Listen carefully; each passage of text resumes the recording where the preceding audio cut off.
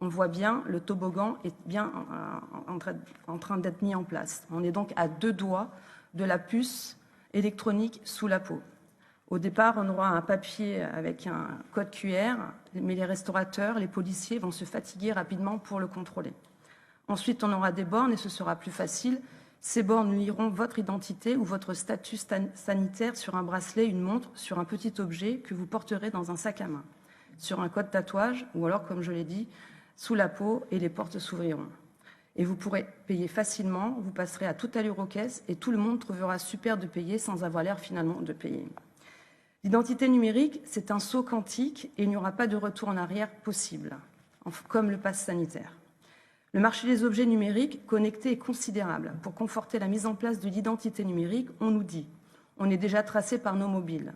Non, le GPS, ce n'est pas assez précis, entre 1 et 10 mètres. On ne peut donc pas dire exactement qui on a rencontré et ni où on est allé.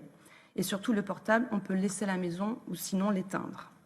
Avec l'identité numérique, la 5G et les objets connectés, nos conversations, notre santé, nos ordonnances, comme vous l'avez dit, nos pensées, notre intimité, notre espérance de vie, tout ça sera exposé, exposable, vendable, revendable. Et là, je parle en tant qu'ancienne, comme dans mon ancienne vie où j'étais dans une compagnie d'assurance. Leur rêve, c'était de savoir l'espérance de vie des gens pour leur offrir une garantie adéquate. Donc, ce qui veut dire exclure des maladies. C'est une crainte qu'il faut prendre en considération. D'ailleurs, la Commission utilise le mot de portefeuille d'identité numérique. Est-ce la fin de nos libertés? Ça sera vraiment un élément à prendre en compte pour ce règlement. Va-t-on vers un capitalisme de contrôle? C'est aussi notre question. Ce lundi, une commissaire de Bruxelles a interdit à tous les fonctionnaires d'utiliser dans tous ses discours et publications le mot « mesdames et messieurs » pour ne pas exclure ni rendre les personnes intersexes invisibles.